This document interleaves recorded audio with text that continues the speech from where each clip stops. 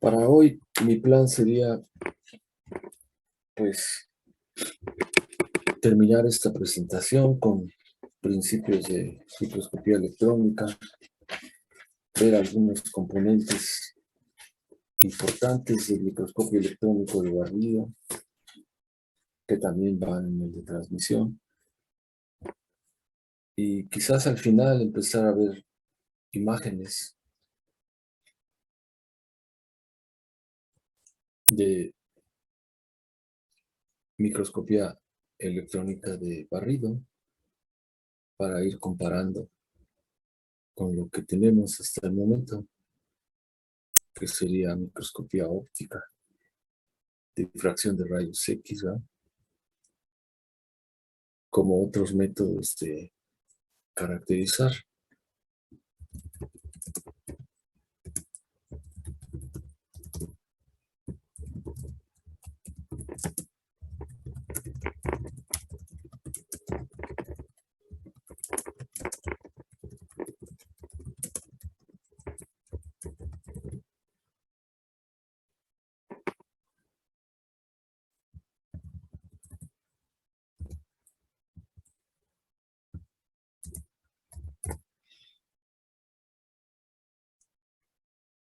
Aquí al menos son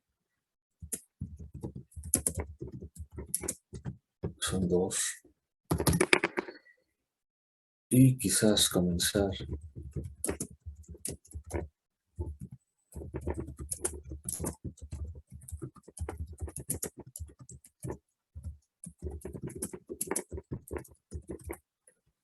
con imágenes de microscopía electrónica de barrido.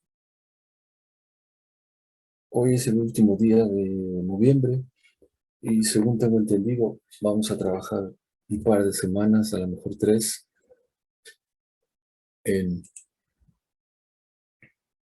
este curso todavía. Hasta donde recuerdo hay que entregar las calificaciones por ahí por el 20 de diciembre o en enero. Me comunican que no hay exámenes a título, que habría que hacer un trabajo, creo que ya lo platiqué con ustedes. Y pues quedamos de hacer un trabajo final.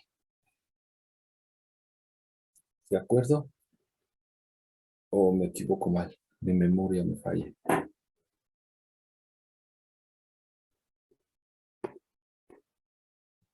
Ah, sí, correcto. Entonces, algo que se me olvide algún tema que quería tratar y no lo tenga puesto ahí.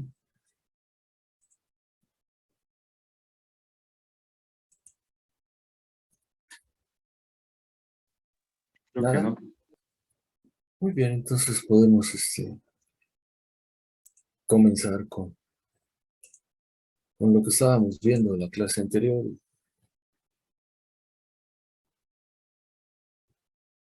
Empezamos desde la historia de la microscopía. Todos ustedes ven la presentación ahora, ¿verdad? Sí. Entonces, es la gente que desarrolló el concepto de microscopía hasta Richard Feynman, que ya platicamos cuál era su concepto.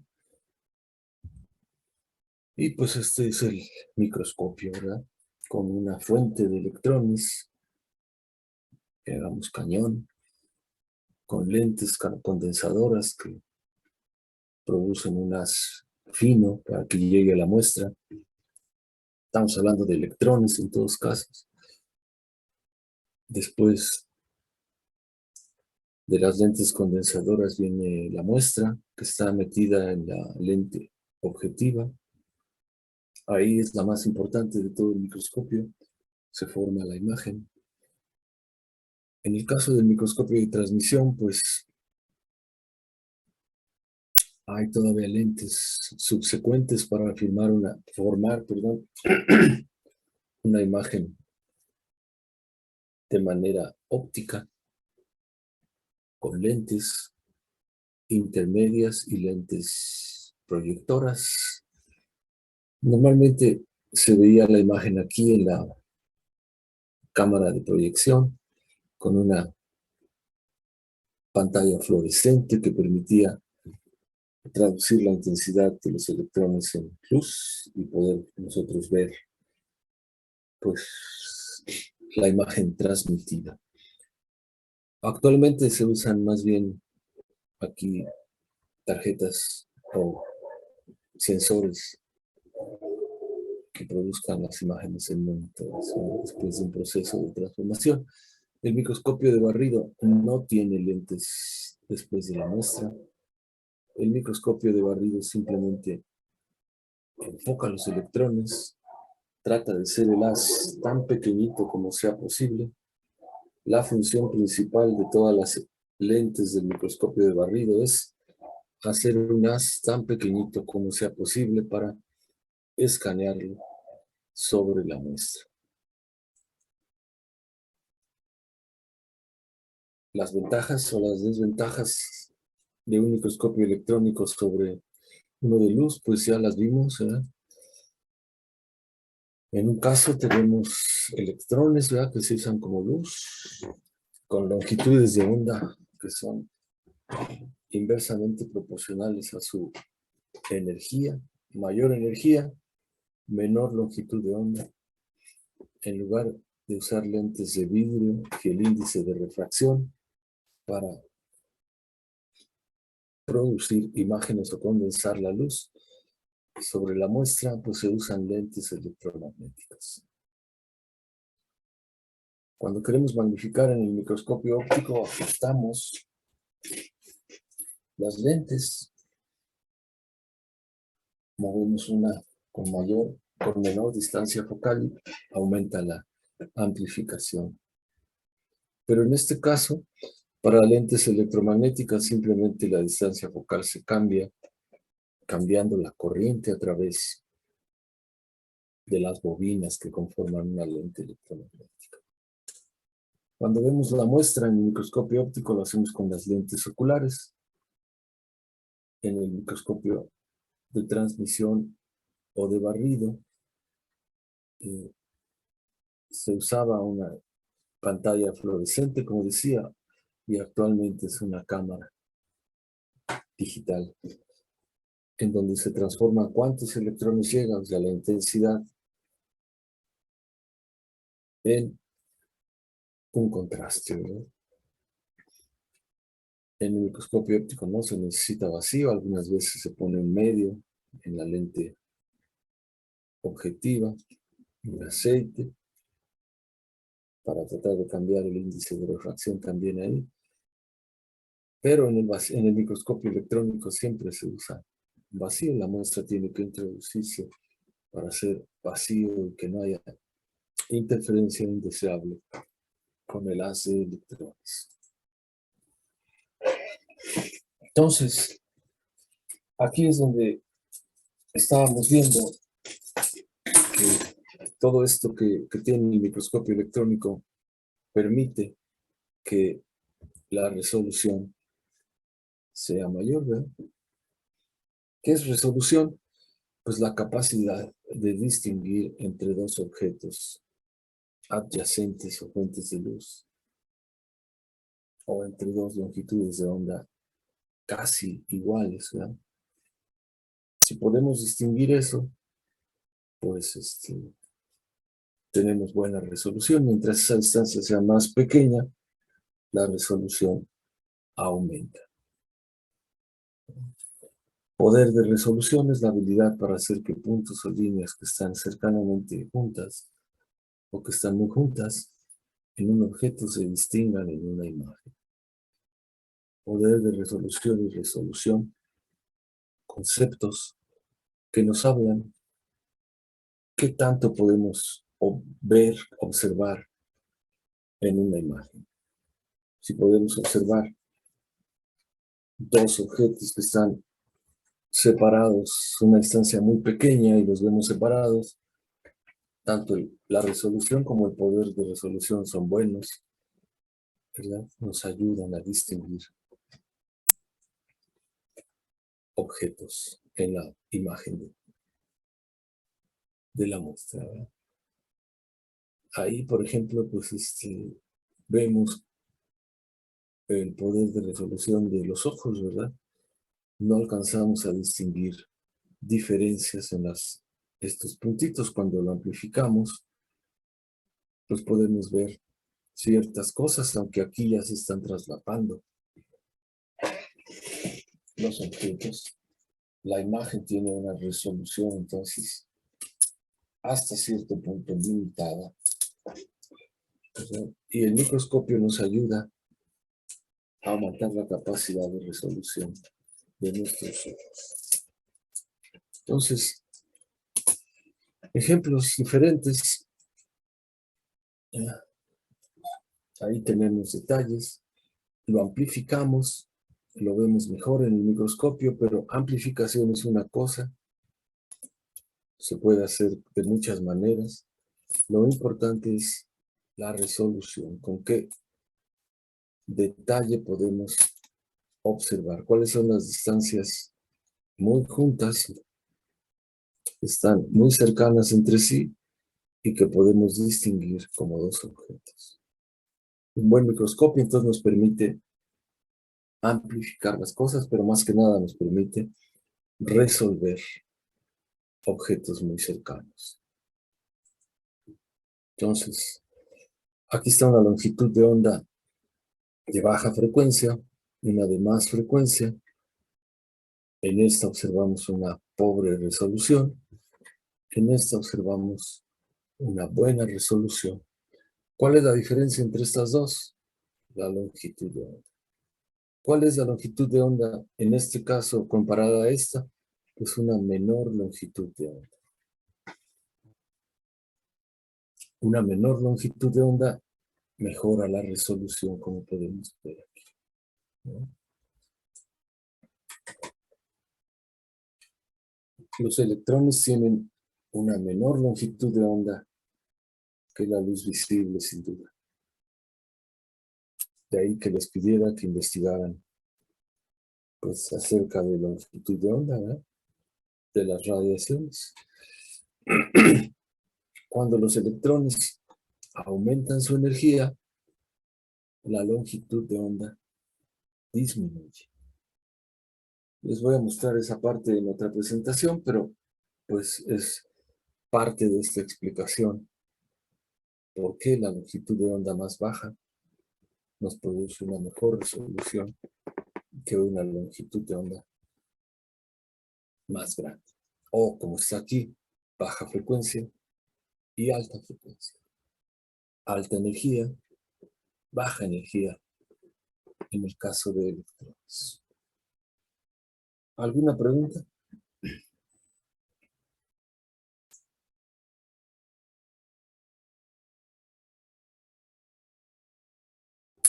No, no, profe. Profesor.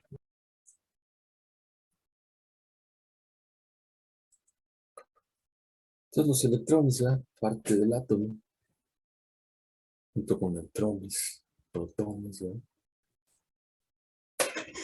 Se generan en un dispositivo especial que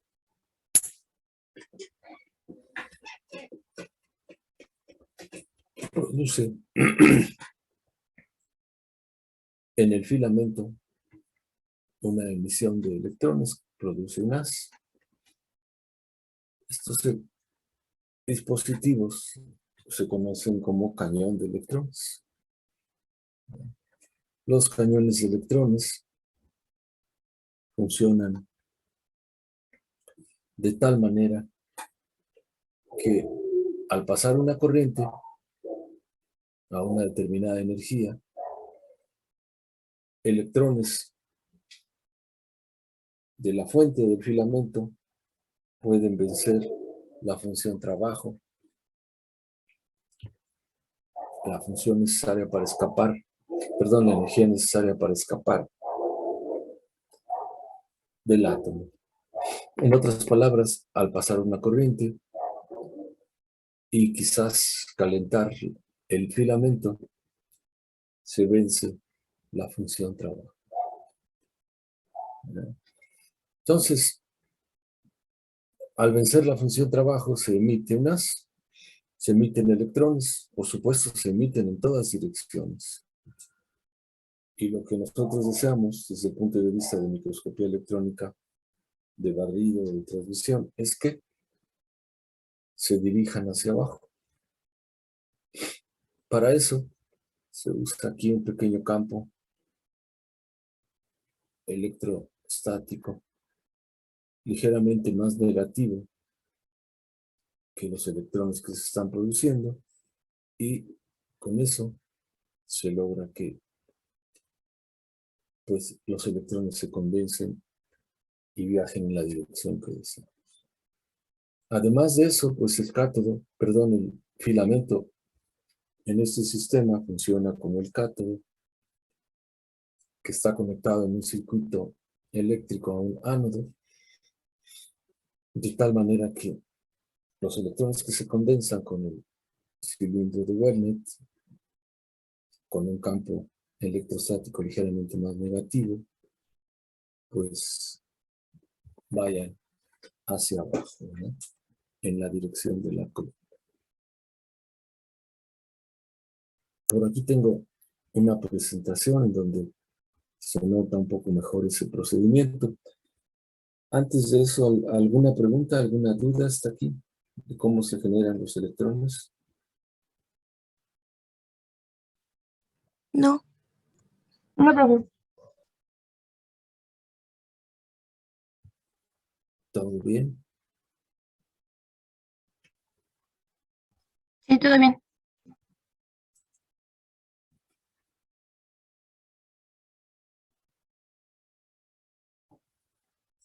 Creo que es esto.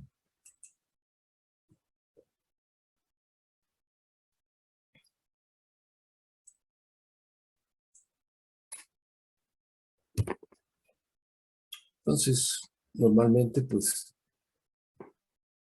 existe el nivel de Fermi a la temperatura de 0 grados, ¿verdad? Donde terminan la distribución de electrones en un átomo, ¿verdad? Y, pues,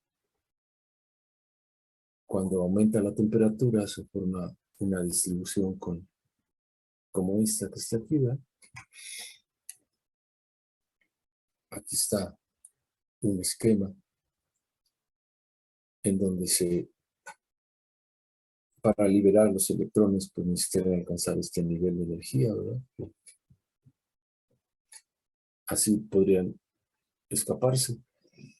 Por supuesto, a la temperatura cero, pues el nivel de Fermi está perfectamente establecido. El nivel para alcanzar la emisión, pues se identifica como este valor, y la diferencia energética se llama la función trabajo, ¿no? En este caso, phi. ¿Cómo podían los electrones obtener suficiente energía para escapar? Pues una de ellas es calentando, ¿verdad? Otra de ellas es aplicando un campo electrostático con el cátodo y el ánodo que habíamos visto. La primera opción, calentando, se producen unos cuantos electrones con suficiente energía para escapar de la fórmula, venciendo esta función trabajo. La segunda, aplicando un campo, ¿verdad? Si no hay campo, pues lo mismo, ¿verdad? Solo con calentamiento. Si el campo electrostático es débil, la reducción en función trabajo es pequeña. Si el campo aplicado es grande, la reducción en la función trabajo se hace más grande. De ahí que haya dos tipos de filamentos. Uno que se le llama termoiónico, en donde solo se calienta, no hay campo, y calentando se emite. No todos los materiales que existen en el mundo pueden calentarse para emitir electrones sin antes fundirse, pero uno de ellos bastante conocido, con una función trabajo relativamente pequeña, es el tungsteno. Otro es el hexaboruro de lantano. Y estos dos materiales se pueden usar para fabricar pequeños filamentos, como los que aquí se ven, ¿verdad? Uno como bucle, y en la punta se emiten electrones, ¿verdad? El cilindro de Weldmet es esta cosita, ¿verdad? Acá en el dibujito que acabamos de ver. Este sería el filamento, este alambrito doblado, en el caso del tungsteno. Si no hay aplicación de campo, pues hay que calentar el tungsteno a una temperatura relativamente alta. 2000, 3000 grados, ¿no? Cuando se calienta va a emitir electrones. Acá hay un ánodo anular para que podamos dejar pasar y al mismo tiempo jalar, por decir así, a los electrones hacia abajo. El cilindro Weldmet va a hacer que se condensen los electrones y se produzca este primer cruce, ¿verdad? El objetivo final es que llegue a la muestra un haz de electrones tan pequeño como sea posible. Pero aquí se está apenas generando el haz por un método calentamiento, ¿verdad? Entonces, en el sistema del microscopio electrónico de barrido, esta es la parte del cañón electrónico que estamos viendo. Nos faltarían todos estos, pero aquí se está generando el haz, ¿verdad?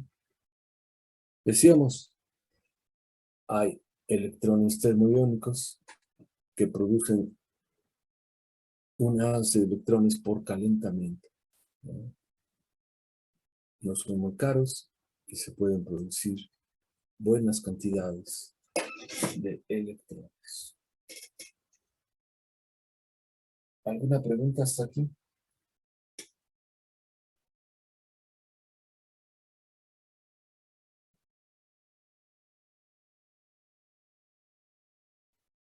No, profesor.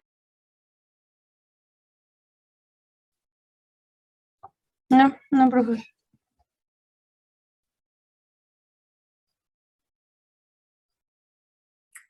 Entonces, este cañón termoiónico consiste de todo esto: el filamento, el cilindro de Weldmet, que aquí está, ¿no? Un ánodo. Y el cilindro de Weldmet trabaja aplicando un campo electrostático, ¿no? Tendría que ajustarse en un momento dado, ¿verdad?, para condensar los electrones. Porque si este campo es muy alto, pues no deja pasar ninguno. Y si este campo es muy bajo, pues los electrones salen en todas direcciones. No queremos eso. Queremos que vayan hacia abajo tantos como sean posibles, ¿no? Entonces, de ahí la resistencia variable, ¿no?, que se nota en esta parte del esquema. Entonces, el cañón se controla con la temperatura del filamento, la corriente que se le hace pasar, el voltaje de polarización del cilindro, ¿verdad?, y por supuesto, el voltaje de aceleración en la energía de los electrones. ¿Cuánta corriente se produce? ¿Cuántos electrones se produce? Pues está dado por la ecuación de Richardson, que relaciona aquí a la función trabajo, en este caso le llamamos EW, a la temperatura de calentamiento, ¿no?, y las demás son constantes para cada material. Sobre todo es constante para el material que se usa. Como decíamos, pueden ser filamentos de tungsteno o de hexaboruro de lantano. Con eso se pueden emitir electrones por este método, calentamiento. Y al cañón le llamamos termoiónico. ¿Cómo podemos catalogar a los filamentos? Pues de acuerdo a sus características, ¿verdad? Producen mucho o producen pocos electrones. Y la variable le llamamos brillantez del filamento. Simplemente cuántos electrones llegan por ángulo sólido y por unidad de área. Se resume a lo que aquí ven, ¿verdad? La corriente en un ángulo sólido, este es el ángulo de divergencia, el cono que baja, y este es el área final, ¿verdad? El diámetro de las final.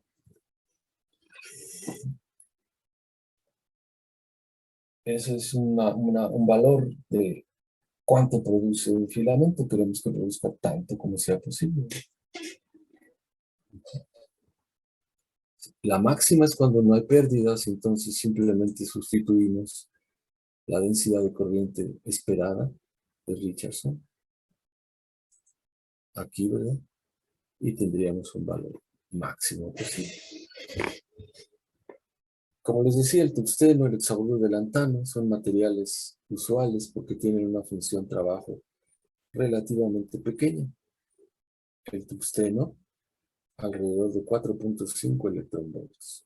Eso es lo que hay que brincar para escapar por calentamiento. El hexavaluro de lantano tiene una función trabajo de 2.5 electronvolts. El tungsteno se puede producir como alambritos que al doblarse forman una punta, ¿verdad? Un filamento. El hexavaluro de lantano no, hay que producirlo como cristalitos sólidos a los que se le hace una puntita, ¿verdad?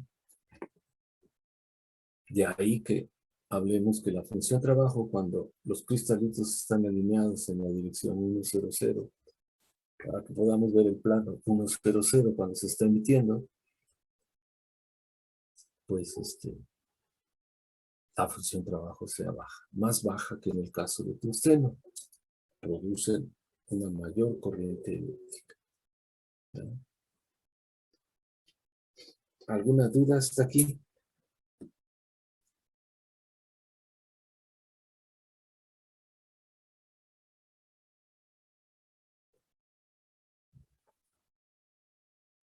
No, profesor. Gracias, Estefanía, porque estando de este lado no los veo y no sé si andan por ahí, si le están haciendo caras, si están poniendo cara de que no entiendo, pero no me importa, ¿verdad? Y se vuelve un poco complicado dar la clase. No es una queja mía, casi todos los profesores estamos en esa posición de que no sabemos dónde andar. Así es que cada vez que puedan, por favor, háganse presentes. Entonces, como les decía, el filamento de tungsteno operan a altas temperaturas, alrededor de 2700 grados Kelvin, y produce una corriente de alrededor de 3 amperes por centímetro cuadrado. Son un montón de electrones, por supuesto. El filamento del hexavaluro de lanzano, para la misma corriente, pues requiere unos 1600 grados de temperatura.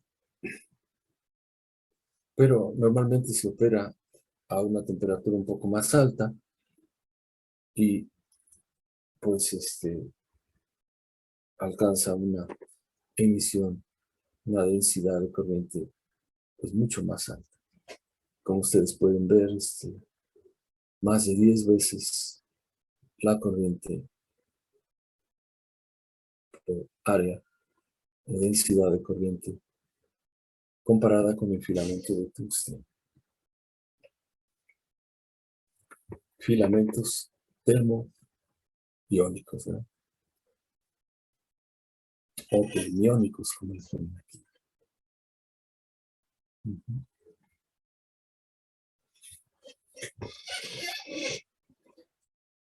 Entonces, los filamentos que simplemente se calientan, pues producen este tipo de corrientes, muchos electrones, ¿no?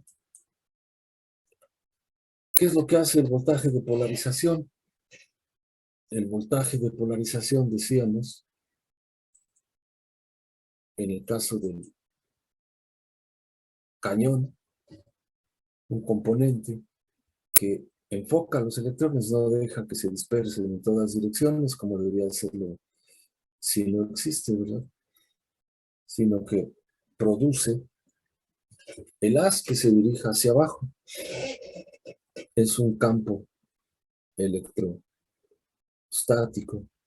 ligeramente más negativo que el filamento para repeler a los electrones y que se enfoquen dirigiéndose hacia la muestra. Entonces a eso le llaman voltaje de polarización o bias. El voltaje tiene que calibrarse, ¿verdad?, para que la brillantez pues sea máxima, que se enfoquen todos los que se puedan, ¿verdad? Aquí, por ejemplo,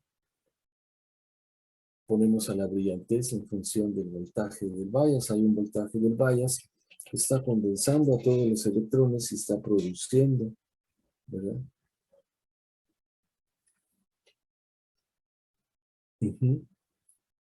Está produciendo que se enfoquen. Pero si el bias es demasiado pequeño, pues muchos electrones no se enfocan, se dispersan, ¿verdad? Sin embargo, si el bias es muy alto, pues no hay emisión, se cierra la puerta, ¿verdad? No me dejan pasar. Hay que encontrar el óptimo, ¿verdad?, en la calibración del microscopio. ¿Alguna pregunta? ¿Alguna duda? Profesor, o sea, lo que manipula el bias es la brillantez del haz que sale del cañón, ¿verdad? No la del propio filamento. Lo que manipula el bias es un campo electrostático, ¿no? Y Sí, puede enfocar a todos los electrones que se están produciendo en todas direcciones, pero puede ser tan alto, porque es un campo ligeramente más negativo que el filamento, y pues negativo con negativo se repelen, ¿no? Si es muy alto, puede cerrar la puerta y no dejar pasar ninguno. Si es muy bajo, se dispersan muchos todavía. Tiene que ser un óptimo apropiado para que pasen tantos como sea posible. En este ¿cuál sería el óptimo apropiado? Pues para obtener una brillantez máxima arriba de 200, ¿verdad? ok. ¿Sí? ¿Me explico? Sí, Bueno, está, digo yo 400, pero decíamos que era pues más negativo que el filamento. Por eso que ponen con respecto al filamento menos 100, menos 200.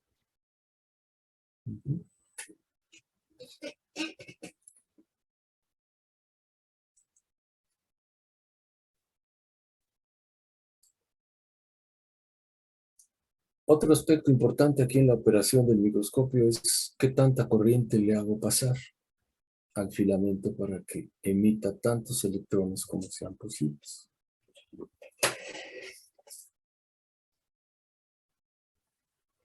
¿Verdad? Aquí la corriente, el voltaje es constante, ¿verdad? Pero la corriente se puede regular en un cierto nivel con este resistor, con esa resistencia variable, ¿no? ¿Cierto? Aplico el voltaje en el microscopio y luego subo la corriente. La puedo subir al máximo, pero no tiene caso que la suba al máximo porque llega a un punto en que se satura. ¿Ya? Entonces yo la puedo ir subiendo y va aumentando la emisión hasta que llega a un punto en que se satura. Cuando se opera el microscopio, en una parte del monitor se puede ver esta saturación, cómo va subiendo, subiendo, subiendo. ¿Qué es lo que estamos haciendo? Aumentando la corriente sobre el filamento, calentándolo más, ¿no?